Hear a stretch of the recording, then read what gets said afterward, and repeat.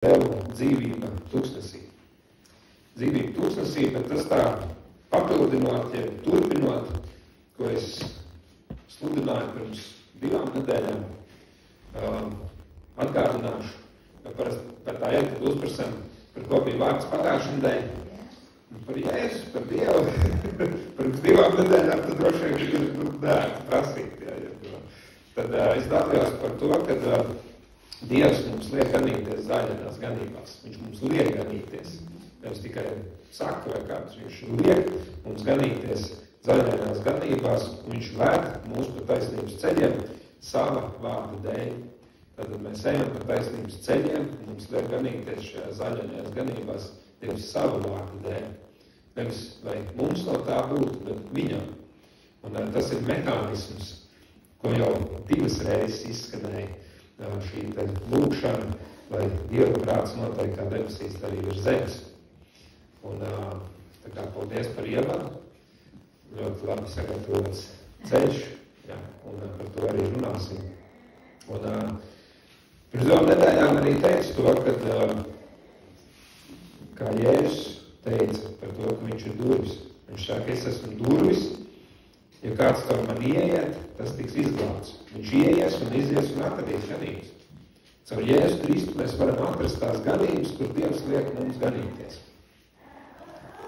Un Jēzus saka, ka viņš ir nācis, lai mums būtu dzīvība un pārpilnība. Bet zaglis nāk, lai nokautu un nomatātu. Viņš saka, es esmu nācis, lai jums būtu dzīvība un pārpilnība.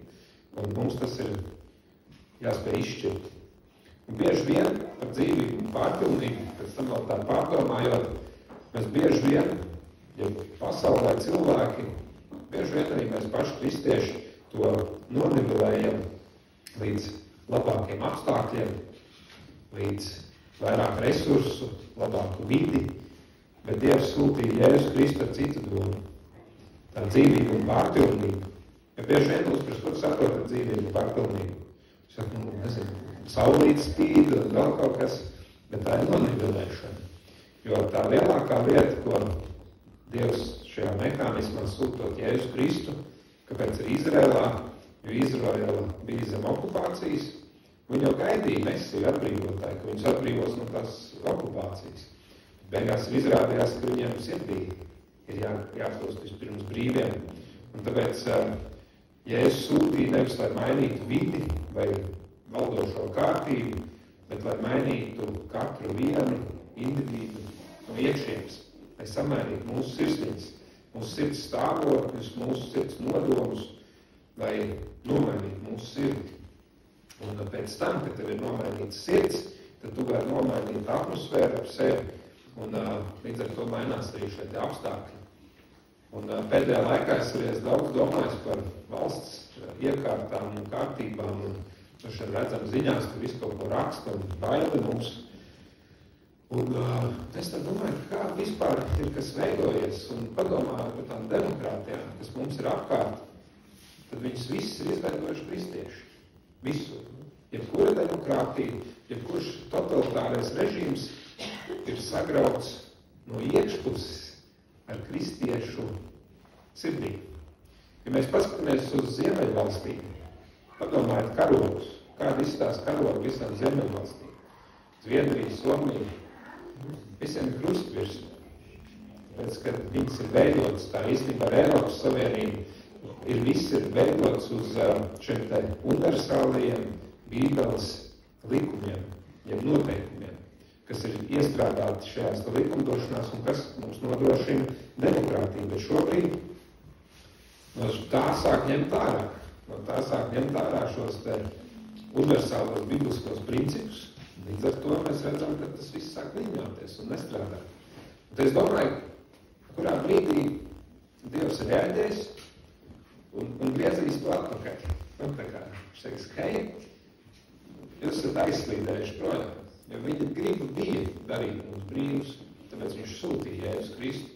Un es ticu, ka tā ir tā izliešanās, ko mēs saucam arī par atmodu, kad cilvēku sirdis tiek aizskartas, un aizvien vairāk to saprot, tad atkal tas tiek pārmainīts. Jo otrādāk tas nav iespējams.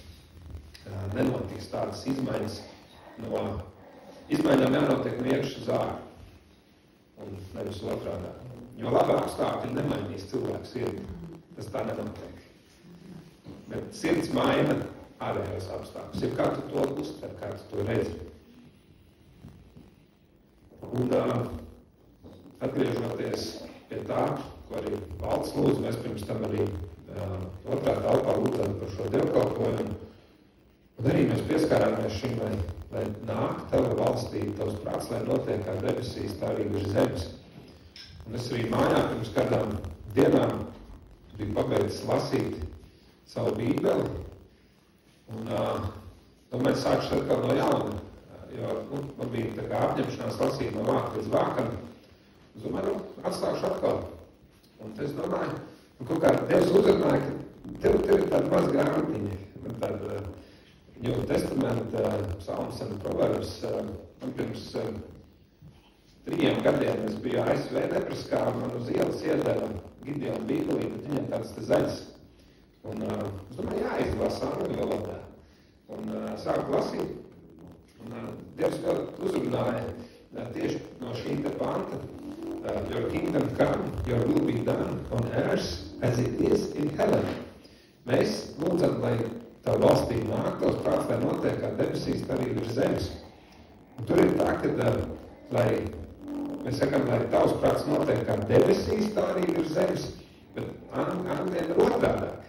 Viņiem saka, lai tava griba notiek uz zemes, kā tas ir debesīs. Tā kā, pastiprinot to, ka principā jau tā lūkšana ir par to, lai Dieva griba notiek šeit uz zemes, kā tas jau notiek debesīs, ka mēs to nesam. Un šis pastiprinājums, tas tā saprat, ka tieši mēs, ja tieši katrs no jums, es gribētu teikt, tu esi tas instruments.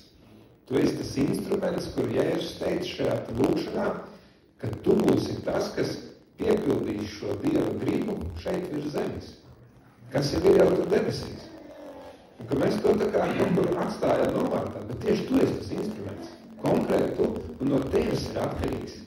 Vai šeit būs tā Dieva griba virs zemes, vai nebūs. To nedarīs pats Dievs.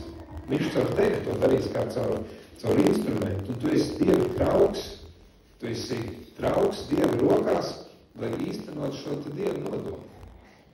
Un caur tevi Dievs debesu valstība, lai teikt, notikt tieši šeit virs zemes.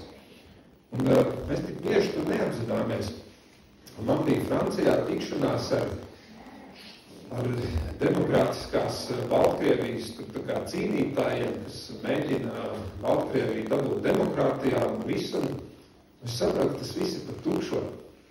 Es klausās tās uzrunas, runāju ar viņiem, un viņi kaut ko ārpus grib mainīt. Es saku, tas neiespējami. Tas, ko jūs tagad, un mēs tā sastrīdējāmies ar vienu. Es saku, es vienkārši jūtu, ka tam puisim pat sirds stāvoklis nav vispār. Tā kā pareizs.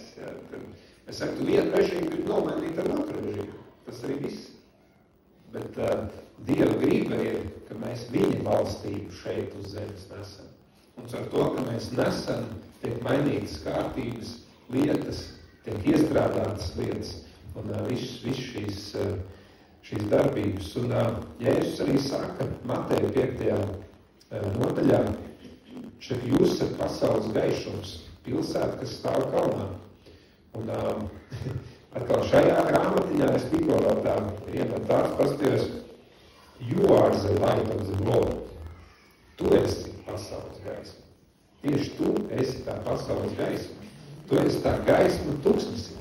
Ja droši pasaka savam kaimiņam, ka tu esi pasaules gaisma.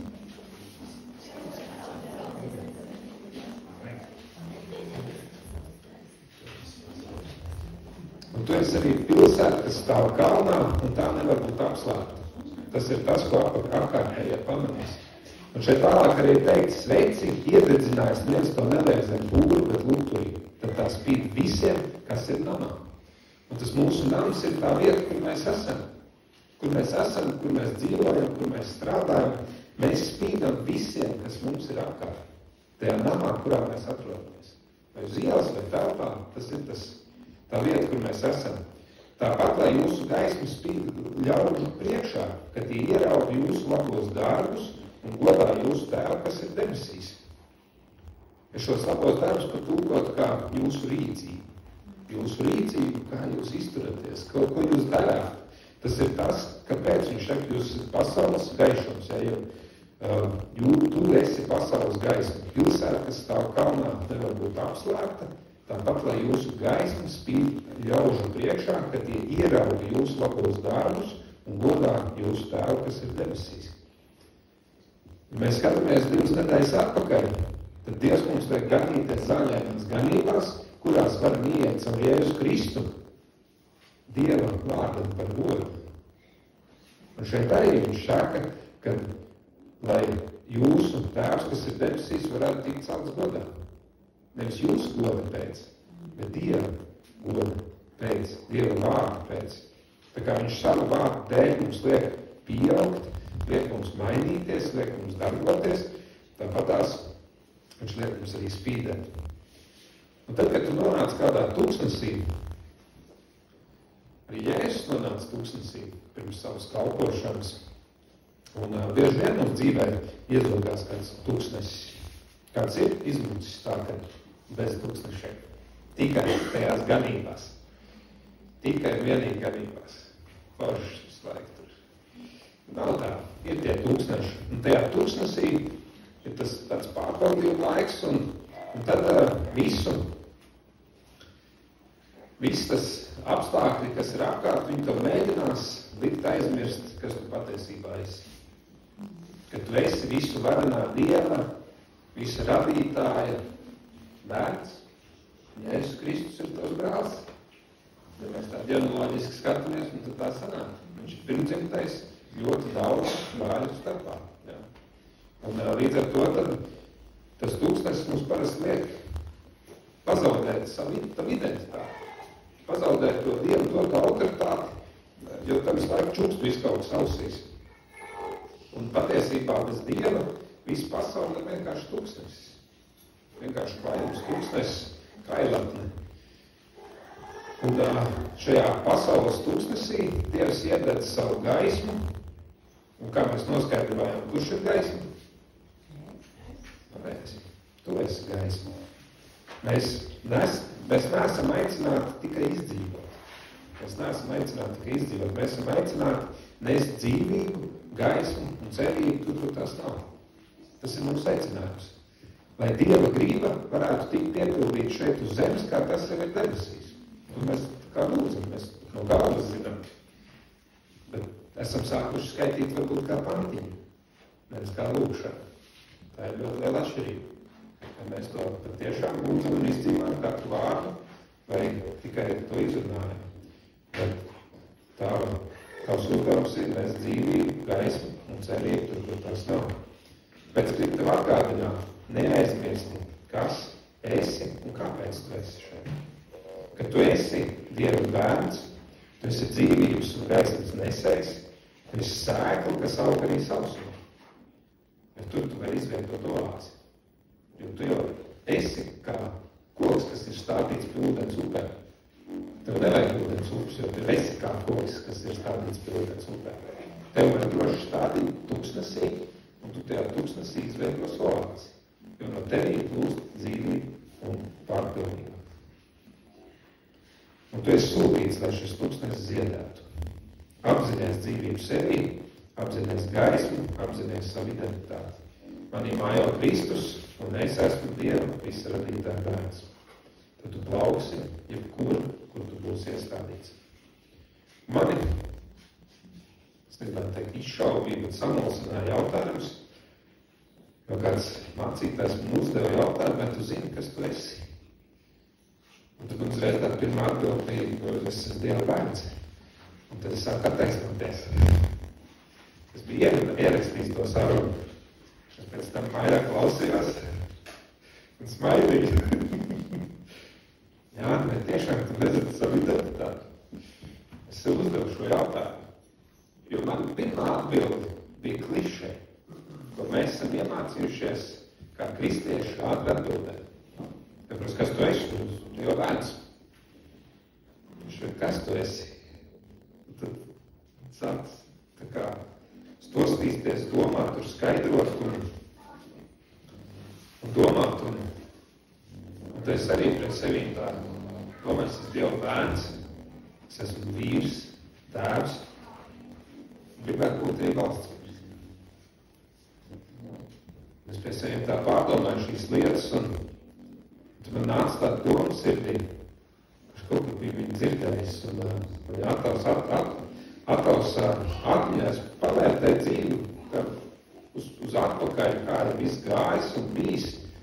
Ir dažādi šie tūkstneši bijuši, ir dažādi izaicinājumi, ir dažādas lietas piedzīvotas. Un kas tu esi?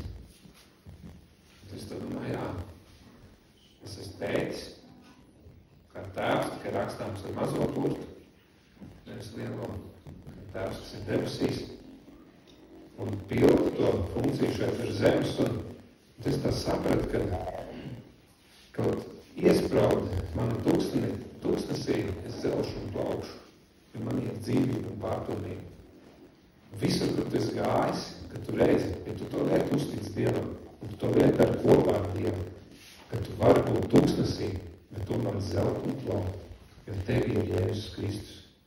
Un caur šo garu tu vari nest dzīvību un pārpilnību arī tajos apstākļos, kas neliecina par to, ka tur būtu kaut kas labs.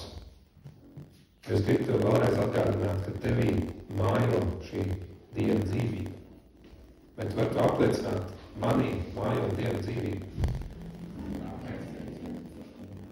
Un tas ir tas, kas nes to dzīvību arī apkārtējiem. Un tad bieži vien mēs šiem te apstākļiem, kas ir apkārt, laika apstākļi, vide, dažādas lietas, pieļaujam, ka viņi sāk definēt mūsu. Tad tās tūkstnesis, kurā tu atrodies, ka viņš sāk definēt tevi. Un tu aizmirsti savu patieso identitāti. Un tad ir Mateja 6. nodaļa, kur ir tad gaišums, kas ir tevī, ir tumsa, cik tad liela būs tumsa. Ja Dievs tevi ir izvēlējies, tevi šeit ieliks, tad tu nestu gaismu. Bet tad tevi nav šīs gaismas, tad būs tumsa. Cik tad liela būs tumsa tajā vietā, ka tu esi sūtīts. Tāpēc tu vari būt tūkstnesī, bet svarīgi, lai tūkstnesis nav tevī. Tā ir svarīgākā lieta, ko atcerēties. Dabūt to tūkstnesi ārā, ja viņš ir kaut kur iezadzies. Kad mēs varam būt tūkstnesī, bet svarīgi, lai tūkstnesis nav tevī. Jo dzīvība un pārpilnība nāk no Dieva, ne no apstākļiem. Apstākļi nenodefinē tavu dzīvību un tavu pārpilnību. Jēzus saka, kas tic uz mani, kā raksti saka, no viņa miesas plūdīs dzīvā ūdens straumes. Viņš saka, Jāņem evanģēlija 7. nodaļā, kas tic uz mani, kā raksti saka, no viņa miesas plūdīs dzīvā ūdens straumes. Tas nozīmē, ka dzīvība neplūs no ārpus uz iekšu, tā plūs no iekšpus uz ārā. Jēzus Kristus ir tevī, tātad arī no tevis plūs šī dzīvības strauma, šī dzīvā ūdens strauma. Un ja tūkstnesis, kas tev ir apkārt, tušs un savs, bet ja tev ir šis Dieva gars, tad tu kļūst par avotu, kas dod dzīvību daudziem, kas tur ir apkārt, kas var atnākt un padzerties no tās straumas, kas plūst no tevis. Arī Jeseja pravieto, kad tūkstnesis un sausā zeme priecāsies un klajums gavilēs un dziedēs kā lilija. Vai rediģētajā tulpumā priecāsies tūkstnesis un izkautusī nora, klajums līksmos un dziedēs kā puķu lauks. Dieva klātbūtne pārvērš vidi, kurā viņš ir. Tūkstnesis kļūst par dārzu, kad tur ienāk Dieva bērns, kurš dzīvo ticībā. Un no vecās derības stāsts par Jāzeru. Viņš bija Dieva cilvēks ar sapni, bet dzīve viņa iesvieta viszemākajās vietās, ko mēs pat nevaram iedomāties, ja, kam viņš mālās cauri. Sākumā brāļi viņu nodeva, pārdeva viņu verdzībā, Pēc tam viņi nepaties apsūdzēja, viņi iemet cietumā. Bet tam visam bija kaut kāds mērķis un nodoms. Tie bija viņa tūkstneši, kam viņam bija jāaiziet cauri. Jo no malas skatoties šķiet, viss te beidzies. Te beidzies, viss nu iemet bedrē, verdzībā projām uz svešu zemi, viss, brāļi vairs nav. Tad viņš jau viņam paveicās, viņš labi darīja savas lietas, viņš uzdienējās pie viena no, ministru mājām, ja, tur aizsardzības darbojās, beigās viņu tā sieva apsūdz, viņš nostāvēja taisni ar savu muguru. Viņš negāja, nepakļāvās tajā sievā, negāja viņu gulēt. Un tāpēc viņu ielika cietumā. Nepaties apsūdzēja. Bet tas kungs bija teicis, 1. Mūzes 39. nodaļā, un tas kungs bija Jāzep, un viņam viss labi padevās. Vienalga, kur viņš gāja, viņš sev bija pierādījis pie mazuma. Kur vien viņu ielikt, tur viņš uzdīja. Kur vien viņu iesēja, tur viņš nes augļus. Jo viņā bija dzīvība, Dieva klātbūtne. Visās lietās, ko viņš šeit darīja. Jo tāds teiciens, ja princis ieliek cietumā, viņš cietumu pārvērš par pilnu. Jo cietums nedefinē tavu identitāti, bet tavu identitāti definē tavs radītājs. Un, ja viņš ir radījis viņu kā princis, viņš to vienkārši pārvērtīs par pilnu. Līdzīgi kā Jāzeps, Dieva gars ir viņā, un neviens viņu nevarēja nospiest tik zemu, viņš vienmēr pacēlās, jo arī kur bija viņš vienkārši pazemībā izdarīja labāko tajā vietā, ko var izdarīt. Un viņš uzreiz jau cietumā jau uzdienējās, jau tur jau strādāja un kalpoja. Viņš varēja sarūtināts sēdēt un neko nedarīt, bet viņš to izvēlējās iet un darīt. Iet un darīt, ko Dievs viņam uzdevis, un viņam bija dāvana no Dieva sapņot. Un sapņus arī skaidrot. Viņš bija sapņotājs. Viņš savu dāvanu lika lietā, tur arī bija. Un, ja tavu dāvanu ir sapņot, un tu esi cietumā, drīkst to darīt. Un izrādījās, ka tā bija arī viņa atslēga ārā no cietuma. Viņa sapņu skaidrojums. Un patiešām arī neviens cilvēks nevar tevi nospiest tik zem, ka Dievs tevi tur nevarētu pacelt. Tas nav cilvēku spēkos. Vienīgais šie apstākļi mums aizmiglo acis un piemirstam savu identitāti. Bieži vien arī Dievs izmanto šo tūkstnesi, lai pārbaudītu, vai mēs varam būt uzticami. Jo uzticamība visbiežāk parādās tajos brīžos, kad neviens neredz. Mēs bieži vien mākam savārties, kāds mūs redz. Bet tad, kad esam vieni, tad visvairāk mums paprasa.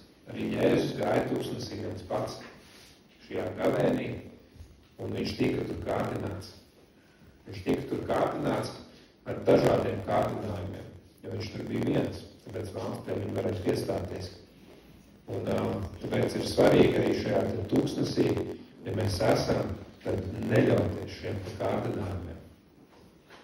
Klausījos valsts sludinājumu pagājušajā nedēļā par šīm lietām, kur liekas, ka es tur kaut kā nedarīšu, bišķiņ pašmaukšos, bet nosauc to tāpatās par zādzību.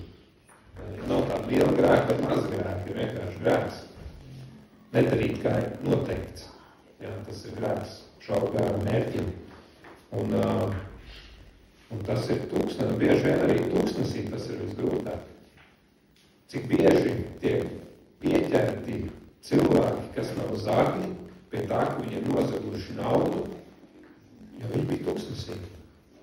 Cilvēks ir tūkstnesī, viņš pēc savā iekšējās morāls nav zāglis, bet tas tūkstnesis ir tik liels, un tu strādā tajā kasē, un tu paņemsi. Un tu esi grēkojis. Tu esi iekritis. Tu padevies tam kārdinājumam. Jā, bija tūkstnesis apkārt, bet tavu identitāti nedefinē tas tūkstnesis, kas tev ir apkārt, bet tā morālā stāva, kas tev ir iekšā. Un tas ir tas, kas tev ļauj šim tūkstnesim iziet cauri, ka tu nepaņemsi to, kas nav tavs, vai nedarīsi to, ko Dievs ir teicis, ka tas nav labi darīt. Kad Tāpēc mēs esam tā gaisma, kas rāda priekšzību arī citiem. Un brāļi domāja, ka viņi Jāzepu pazemo, bet patiesībā viņu iesēja. No šīs sēklas izauga premjerministrs, kas izglābē savu tautu. Bet, viņam bija jācieš gadi. Viņam bija daudz jācieš, daudz gadus. Viņš jau nezināja par mērķi, kāpēc viņš tur iet. Bet viņš bija pārbaudīts daudz un dažādos veidos. Jo uzticība mazumā ir ceļš uz paaugstinājumu. Kā Jēzus arī teica, ne gluži Jēzus, bet tas saimnieks, kas reprezentē Dievu, Mateja evaņģēlijā 25. nodaļā, viņš teica, tu esi bijis uzticīgs par mazumu, es tevi iecelšu par daudzumu. Ja, tur deva par šiem talantiem. Vienam iedeva 5, vienam 3, 2, un tam vienam 1. Un tad tam šo vienu noņēma un atdeva tam, kuram bija, kurš bija pavairājis, un 5 neizsmet. Un tad teica, tu esi bijis uzticīgs par mazumu, es tevi iecelšu par daudzumu. Un tam par naudu noņēma arī to mazumu, kas viņam bija. Un Jāzeps bija uzticīgs, kad viņu neviens neredzēja. Uzticīgs tam Potifaram, uzticīgs cietumam, uzticīgs Dievam, bet kad nebija nekāda pierādījuma, ka Dievs viņu dzird. Viņš gāja un kalpoja uzticību. Un tieši šī uzticība pārvērta viņu tūkstnes par paaugstinājumu. Jo, kad Dieva laiks pienāk, viens brīdis var mainīt visu dzīvi. Kad tu sagaidi, ir šis kairas brīdis. Un tajā kairas brīdī tev jābūt gatavam. Bet visbiežāk mēs vienkārši neesam gatavi. Arī caur citu līdzību mums Bībele to māca par gudrām un negudrām sievām. Tas gan ir vairāk par pēdējiem laikiem, bet arī ikdienā šim Dieva brīdim ir gatavam, ka tev ir eļļi, ka tu nestaigā bez eļļas, bez svētā gara, ka tu staigā tukšu, ka tu esi ielaicis tūkstnes sevī. Un tās 5 dāmas, kurām bija tūkstnes sevī, tā arī palika. Labāk, ka tur vienreiz iekšā nelaida. Paņem tikai tās, kurām bija šī eļļa iekšā. Tāpēc ir svarīgi būt vienmēr gatavam. Jo viens brīdis var mainīt visu dzīvi. Vakardien tu esi ieslodzītais, bet šodien jau var būt premjers. Tas ir tas, ko šis Jāzeps stāsts arī parāda. Ar Dievu tūkstnesis nav gals, bieži vien tas var būt tikai sākums. Vēl viens cits aspekts, cik bieži pieļaujam kādu kļūdu un izveidojam lielu vēlnu un mazu Dievu. Vismaz tā dzirdu, ka par vēlnu pārbaudījumiem runājam vairāk kā par identitāti Jēzu Kristu, par ticību ar spēku un pateicību Dievam. Mēs vēlnu pat liekam augstāk. Arī esam braukuši par naglām un pārdūruši riepu, tad vainojam vēlnu. Viņš mums neļauj aizbraukt uz dievkalpojumu, bet beigās izrādās, ka riepas ir tā nodalušas, ka tur tā gumija plāna palikusi. Varbūt vajadzēja laicīgi tās riepas nomainīt. Nevis slavēt vēlmu par to, kad uzbrauc naglai. Bieži mums tā gadās, bet neko darīt. Un bieži vien mēs arī savas kļūdas, kas dažkārt valkās arī vairākus gadus līdzi un sāp.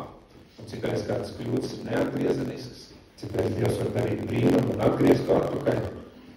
Bet ir citreiz tas, kāpēc es to darīju. Un tieši tāds stāsts bija.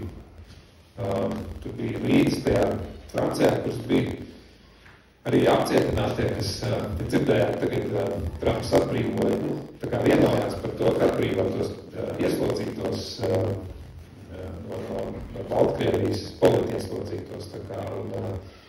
Un tas sanāca, ka viens puisis arī no Rēzeknes arī bija tajā pašā grupā iekšā, arī atbrīvots, un viņš arī bija uzaicināts uz to Franciju, bet kā liecināt savu liecību.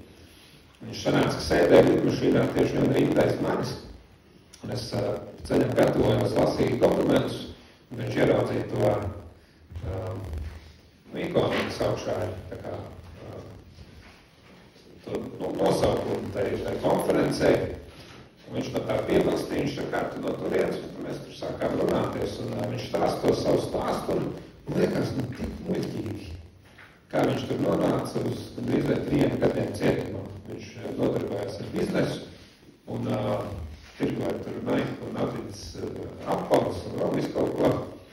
Un viņš kaut kādā tur Telegram čata grupā vienkārši ar savu žūdi dalās.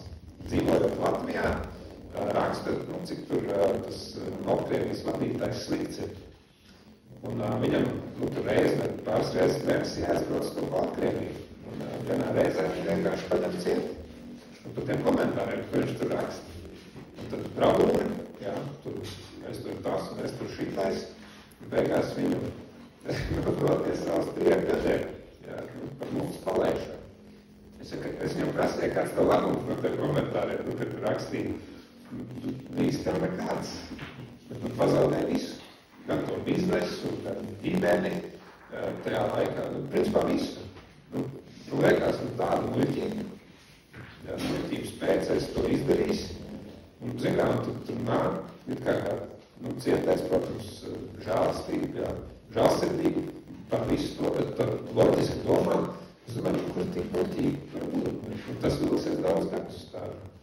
Vienkārši kļūda, ko tu esi izdarījis, bet vienkārši tas tā notiek, un bieži vien atkal ir grēks. Ir kāds grēks un grēks seks. Jo tā arī saka, ka grēks padarīts, dzemdēs nāvi.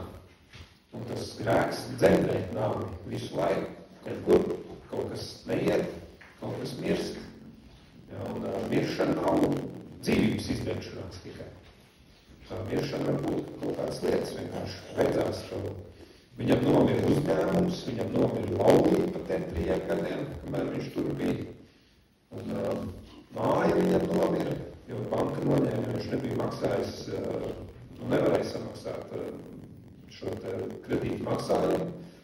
Skaidrs, banka noņem to māju. Tās bija lietas, kas viņam nomira. Vai grēks tūgot valdību? Grēks ir tūgot valdību, Bībelē to saka. Un līdz ar to tā ir tāda netrāpīšana mērķī, kas var doties par gadiem. Bet kādām nepareizām lietām, ko esi sadarījis, nevajag slavēt vēlnu, tā ir tava kļūda. Nevajag dot viņam godu par to.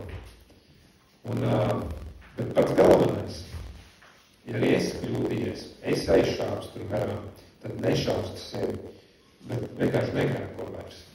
Apdomā, izanalizē, izdara secinājumus un dzīvo tālāk. Nožēlo šos grēkus, nožēlo to, ko esi izdarījis, bet galvenais nešausti sevi, nedzīvo tajā. Neesi kā tas trakais, kas dzīvoja kapos. Visu laiku tur sevi sita, daudzīja, ja, ka tur tie vietējie nevarēja pieiet ārpurī, Jēzus no viņa tur leģionu izdzīvo laukā. Tas ir tā sevi šaustīšana, ka mēs esam apzināmies, ka izdarījumu, bet tad nedzīvo tajā.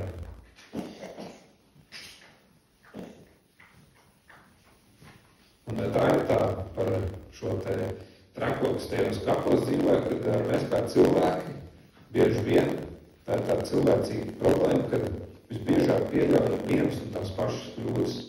Šeit cenšamies mainīt šos apstākļus, kas ir apkārt nevis sirdsprāta stāvokli, tāpēc mēs iekrītam visu laiku vienā un tajā pašā, jo sirds nav izmainīt. Mēs cilvēcīgi vienmēr gribam izmainīt apstākļus apkārt. Ja tur līdz lietas virsū, mēs uzliksim tur kaut kādu palāsīt, ja vēl kaut ko, bet viņš ir tam jums jāmaina.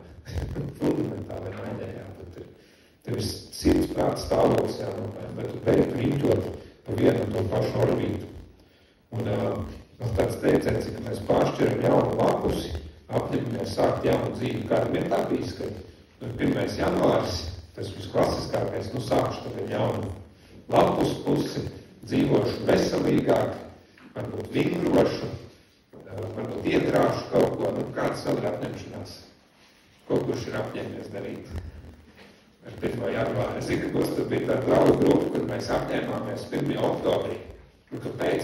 Lai mēs būtu priekšā tevi, kur apņemās 1. janvārī. Dažādas tāds šīs lietas, ja, ko mēs pāršķiram jaunu lapus pusi, apņemamies sākt jaunu dzīvi, bet to mēs darām tikai cilvēcīgi. Bet tā lielākā problēma, ka to jaunu balto lapus pusi mēs pieķēpājam, jo rakstām ar tieši to pašu protekstu, ko pirms tam. Bezjēdzīgi, jo tas ir tikai cilvēcīgi. Jo būs tieši tas pats, vienkārši jaunā, un tas ir, to sauc par recidīvismu, lielāko kriminālu noziegumu un zādzību statistiku veido vienu un tie paši cilvēki. Vienkārši viņi to dara atkal un atkal. Un noziegumu skaits ir liels, bet cilvēku skaits nav tik liels. Tas nozīmē, ka vienu un tie paši cilvēki izdara vienus un tos pašus pārkāpumus. Un tad bija tā dziesma, ko Ainārs Mielovs dzieda, kur viss mans iekaišās domas ir tikai otrā plāna lomas, ne pārāk labā izrādē. Tās ir tās mūsu iekšējās sirds domas, ja, kas mums iet pa iekšu, bet viņš arī tur domāja, ka nezinu, man tā dziesma šodien no rīta pārdomāja un ieskanējās tajā brīdī galvā, domāju, pierakstīšu.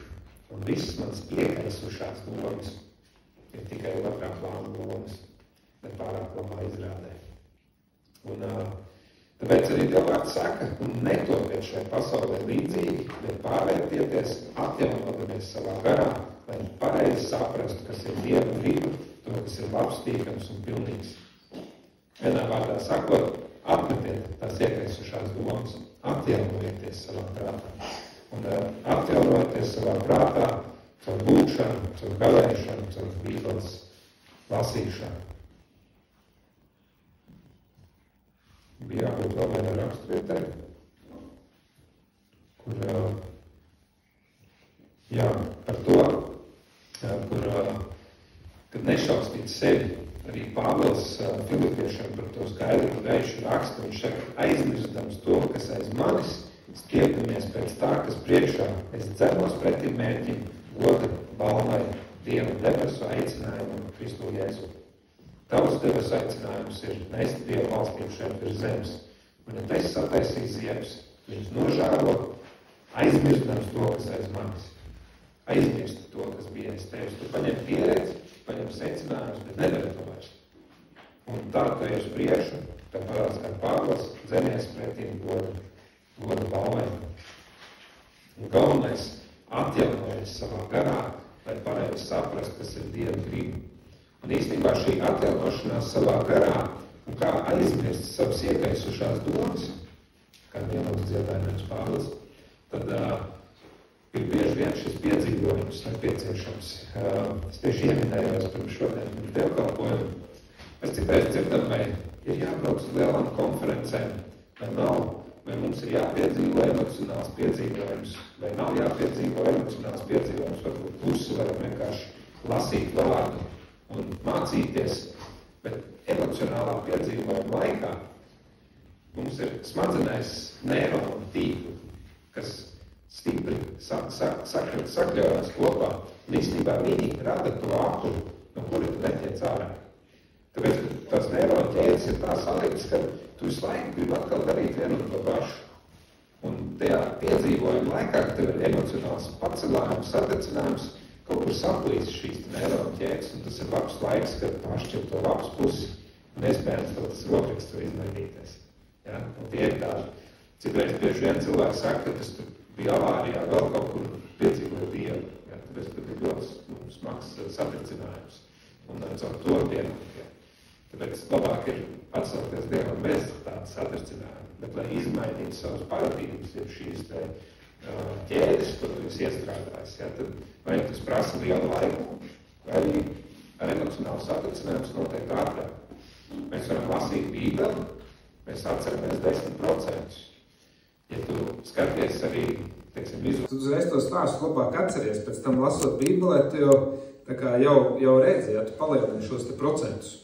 Tu jau atceries jau 30% no tā visa. Un tad ir virtuālā realitāte. Bet, dzīvē mums gluži nesanāk virtuālā realitāte, mums sanāk piedzīvot realitāti. Un tad, kad tu kādu notikumu izdzīvos savas ādas, to atcerēsies vienmēr. Un tas ir, tad tev tās neironu ķēdes būs sadevušās rokās un nostiprinājušās. Un tas ir tas, ko Pāvils raksta romiešiem. Atjaunojamies savā garā, lai pareizi saprastu, kas ir Dieva griba, to, kas ir labs, tīkams un pilnīgs. Mēs šo Dieva gribu varam saprast uz savas ādas, Un varam saprast arī lasot stāstus, gan vecajā, gan jaunajā derībā, un tādā veidā saprotot, kas ir labs, tīkams un pilnīgs, vai arī tev būs jāsaprot pašam izbaudot savus ādas un to izdzīvojot. Tāpēc labāk ir ņemt piemēru no citiem, nekā izdzīvot no pie sevis. Un vēl viena svarīga lieta. Miesas spīdeklis ir acs. Tā raksta Mateja evaņģēlijā 6. nodaļā, no 22-23. Miesas spīdeklis ir acs. Ja nu tava acs ir skaidra, tad visa tava miesa būs gaiša, bet ja tava acs ir nevesela, tad visa tava miesa būs tumša. Ja tad gaišums, kas tev ir tumsa, cik liela būs tumsa. Un šis miesas spīdeklis acs. Un kāpēc ir svarīgi, ar kādu acu tu skaties, kāds ir tavs skatījums, tas ietekmēs, kāds būs tavs domas un šīs izvēles. Un tāda interesanta lieta, ja mēs skatāmies no neiroloģijas viedokļa, tad mēs patiesībā redzam to, ko mēs domājam, vai to, ko mēs zinām. Ja mēs skatāmies uz impulsu skaitu, tad acs uz smadzenēm sūta apmēram 1000 impulsus sekundē, tad smadzenes atpakaļ uz acīm sūta 10 000. Tas nozīmē, ka mēs redzam lietas, ko mēs zinām. Ja mēs nezinām, ka tas ir telefons, mēs redzam tikai melnu kastīti. Mēs nezinām, ka tas ir telefons. Un tāpēc ir svarīgi, kāda ir tava acu uztvere. Šeit arī skaidri pasaka, ka, ja tava acs ir skaidra, tad viss tava miesa būs gaiša. Tad tu gaiši domās un visu to, bet ja tava acs būs bojāta, tu redzēsi bojātu informāciju. Un tu visu ieraudzīsi bojātu. Un ja tavs skatījums ir greizs, bieži vien tas ir pārpildīts ar kaut kādu alkatību, grēku, pat ļaunumu. Tas bojā visu dzīvi, ne tikai vienu jomu, tieši to pašu dara arī grēks, kas sašvīkā mūs tā kā brilles. Un visbiežāk esmu nomanījis rūgtumu, kas ir ienācis tieši caur nepiedošanu un caur grēku. Un ja to rūgtu acis skatienu skaties, tad visa tava miesa būs rūgta. Un tev nāks no tevī nevis šī dzīvēs ūdens, dzīvība un pārpilnība, bet rūgtums. Jo to rūgtu aci būs skaties. Un šī nepiedošana un grēks, principā, ir pamat lietas, kā mēs sabojājam to savu aci, kā viņi kļūst neveseli. Tāpēc pieskati caur kādām acīm, jeb caur kādām brillēm, tu raugies apkārt. Jo šī mūsu iekšējā perspektīva skatījums ietekmē visu rīcību un dzīves kvalitāti apkārt, kas notiek ar mums. Un tāpēc ir svarīgi arī pie sevi nodefinēt to realitāti un tā kā saprast. Varbūt, ka man brilles ir bišķi saskrāpējušās. Un es redzu visu saskrāpētu. Kad mēs varam lūgt Dievam dziedināt tās brilles, izpulēt tās švīgas ārā. Un tāpēc tā ir tāda pēc savām iekšējām, ja tu jūt, ka tu visu tā kā rūgti skaties un tā, tad tu zini, ka tev tās brilles ir saskrāpētas ar kaut kādu nepiedošanu, vēl kaut ko. Un tāpēc ir arī tāds teiciens, ka nav svarīgi, ko tu redzi, bet kā tu redzi. Kā tu saredzi tās lietas, no kuras puses tu paskaties. Un tas ir tas, ko ieliek iekšā. Un tad vēl viena tāda svarīga lieta. Es runāju ar kādu pilotu. Viņš vienmēr nav pilots, bet viņš mācījās par pilotu. Uz tām lidmašīnām, kas tos trikus taisa visādākus. Tad viņš stāstīja, kā visbiežāk notiek šīs avārijas tām lidmašīnām, ik sevišķi mazajām, principā tās, kas tos trikus taisa gaisā un arī tādām aviācijas, tām F-16 un arī tādām.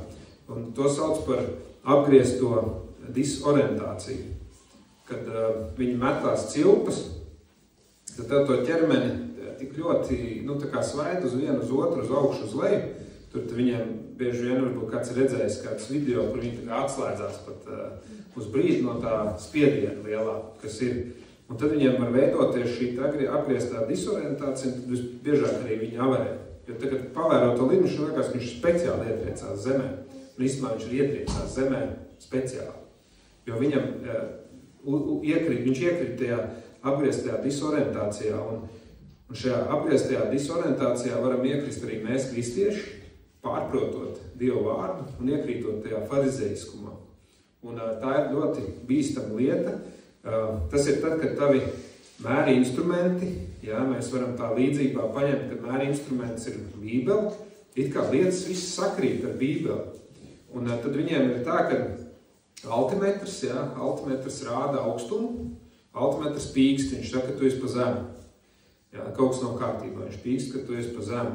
Bet tie, kas rāda balansu, tie rāda tā kā pareizi. Un, kad tev liekas, ka tev lidmašīna ir taisna, tas nozīmē, ka tev ir tikai jāceļās uz augšu. Bet patiesībā, nolasot altimetru, kad tu esi, tur, nezinu, 50 metru augstumā tikai, lidmašīna ir taisna, bet tu esi apgriezti disorientēts. Un tu pacel stūri nevis, lai dotos uz augšu, bet tu strauji virzies uz leju, jo lidmašīna bija otrādāk. Un tu to pats nejūti. Tāpēc bieži vien mums arī ir jāuzmanās, ka mūsu doma nav apgriezta. Ja? Un to sauc par to iekrišanu farizejiskumā. Un tajā brīdī, kad tev liekas, ka tu ej vēl dziļāk, es celšos uz augšu, ja? Vēl iepratīšu dziļāk Dieva vārdā, sanāk otrādā, tu vienkārši ietriecies zemē. Jo tev bija stūre jādzen iekšā, lai tu liektos uz augšu, bet ja tev lidmašīna ir otrādāk, tad tev ir otrādāk tas jādara. Un nevis tev ir jāiet dziļāk Dieva vārdā un vēl sevi jāgrūž farizejiskumā, bet tev ir jātuvojas Dieva garam, tev jāveido attiecības ar Dievu. Un tas ir tas, ko sajauc piloti. Un tas ir tas, mums ir tie Red Bull mači, ja, un vēl kādas lietas, kur vienkārši ietriecās zemē. Un tā ir tā apgrieztā disorientācija, kur ir arī bišķi jāsajūt tas, ko dara, un jāieklausās apkārtējos un jāsaprot katra lieta, un arī Dieva vārds mums to saka, lai tu izprastu, kāds ir augstums, dziļums, platums un augstums. Jā, un tad Dieva gars tev patiks priekšā, lai tu izproti šīs lietas. Jā, un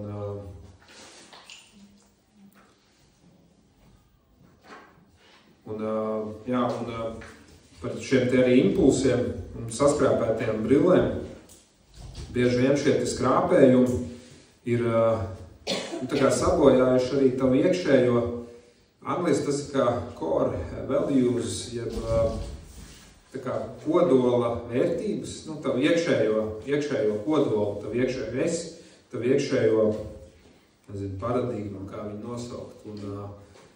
Un tāpēc ir tik svarīgi, jo, ja tu ar tām sabojātajām brillēm, tev, teiksim, rūtīņas priekšā, tu visu redz rūtējus, ja, un tev lēnām iezogās tavā iekšēnē, ka viss jau ir rūtēji. Un tu beigās sāc meklēt. Tur sašvīkājumus cilvēkos un visu, un tas, ko tu meklēsi, tu arī atradīsi. Ja tu meklēsi pēc nepareizībām cilvēkos, tu katrā cilvēkā kādu nepareizību atradīsi. Visur. Vienmēr tas tā ir. Tāpēc pielūko, vai tev nav sašvīkāts tās. Jā, vieniem radzenes, citiem, kuriem brilles, tur būtu vieglāk ir noķert nost un nopulēt. Tur būtu radzeni veseli, ja? Bet ir svarīgi paskatīties, vai mēs neskatāmies ar sabojāt šo te aci. Jo Dieva vārds skaidri raksta, ka miesas spīdeklis ir acis. Ja tava aci ir skaidra, tad visa tava miesa būs gaiša. Bet ja tava aci ir nevesela, tad visa tava miesa būs tumša.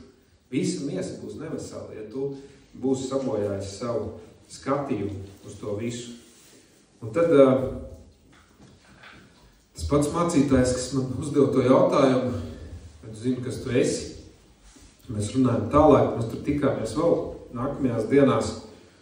Un tad man arī pašam iekšē bija tāda vēlme, tā kā saprast definējumu, ko es šeit daru.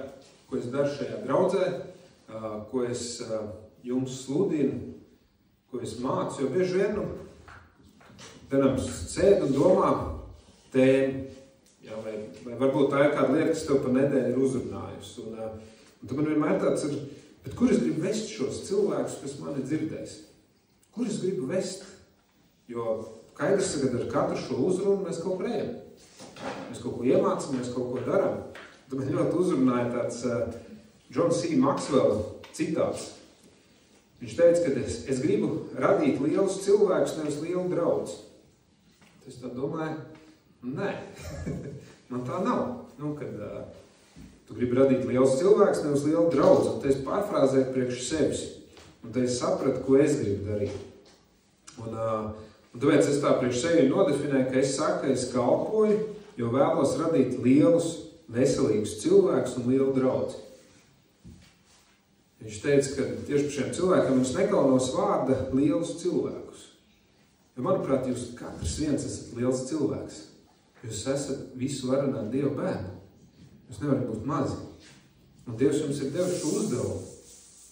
Konkrētu uzdevumu.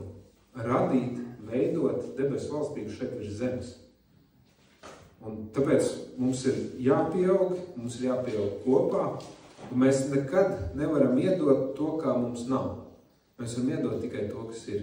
Mēs varam dalīties savā pieredzē, savās lietās, un dot no tā, kas ir, dot no sava. Dot no sava, un tas bija tas definējums, ko es arī priekš sevīm paņēmu, kad mans kalpojums arī šeit būs radīt lielus, veselīgus cilvēkus un lielu draudzi. Ka mēs varam kalpot šeit, šajā pilsētā, Valmierā, kā Dieva vārds arī saka, kad rūpējies par tās pilsētas labklājību, uz kuras tev esi sūtījis, jo tās pilsētas labklājība būs arī tava labklājība. Un arī šajā te novadā, saprotot to, ka novads diezgan pieaugs. Tas nozīmē, ka ļauj man daudz un vajag pļāvējus. Es domāju, ka katrs viens mēs esam šie debesu valstības nesēji un pļāvēji šiem te cilvēkiem, lai nestu gaismu, lai mums būtu šeit jūtama debesu valstība šeit virs zemes. Un tas, ko es gribu vēlreiz atgādināt par to, ka tu neesi atkarīgs no apstākļiem, laikapstākļiem vai vides, un galvenais nepieļauj, ka apstākļi sāk tevi definēt. Tevi definē šī dzīvība un pārpilnība, kas nāk no Dieva un nevis no apstākļiem, kas ir apkārt. Paņem to savā sirdī, to identitāti un nepazaudē viņu. Mēs esam dažādās sezonās, katrs viens. Mēs ejam cauri dažādiem laikiem, mums ir dažādas pārdomas, bet atceries to identitāti, kas ir tevī, un satver to autoritāti. Jo, kad tu ar Dievu doto autoritāti ieiet telpā, tad nomainās atmosfēra arī starp tiem, kas Dievu nepazīst. Viņi to saredz, lai Tēvs, kas ir debesīs, tiktu godā celts. Nevis, lai tu tur spīdētu kā spīdeklis, ja, un visu izkliedētu vēl kaut ko, bet lai Tēvs, kas ir debesīs, tiktu godā celts ar to, ka tu tur ieej ar savu gaismu. Es varu palūgt slavētājus.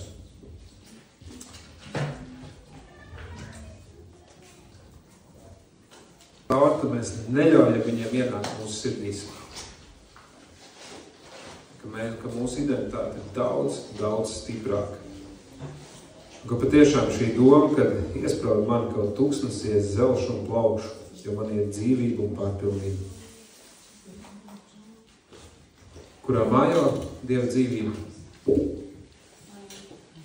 Kurā nav? Mūsos ir Dieva dzīvība. Varam pateikt skaļi, manī mājo Dieva dzīvība?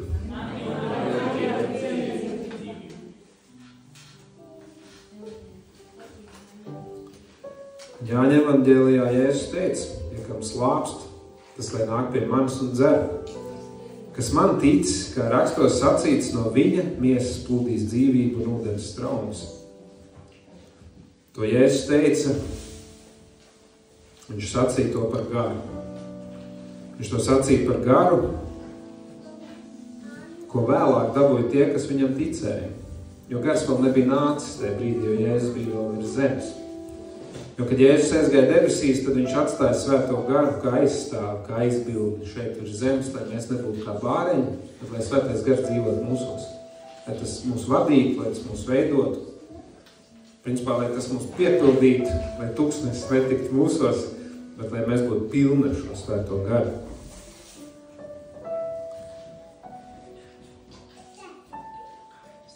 Bet Jēzus ir iegājis skaidrībā. Mums ir šis svētais gars.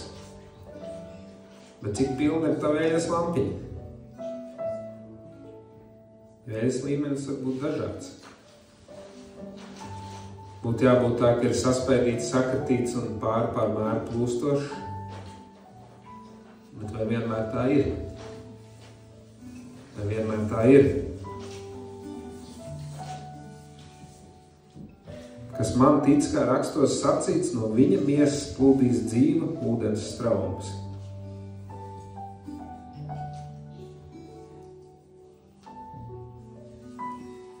Gribētu tev aicināt, tur iznāk šeit priekšā, ka mēs varam kopā pielūgt. Slavēšanas laikā, varbūt nevis ar gudrām lūkšanām vai kā, bet vienkārši lūgt pēc šī piepildījuma, ka no mums plūst.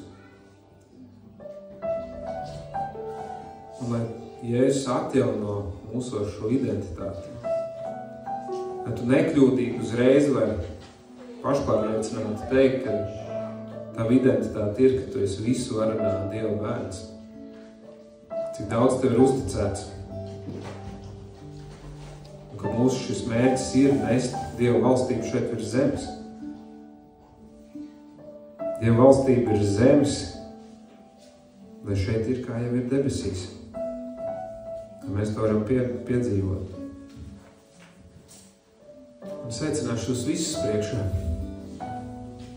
Pirms var iznākt tie, kas vēlās, lai par viņiem lūdz, un pārējie būs kas lūdz. Kā mīļie nāksim, ka mēs kopā varam tuvoties un pieaugt šajās attiecībās ar Dievu. Viens par otru ir aizlūgt.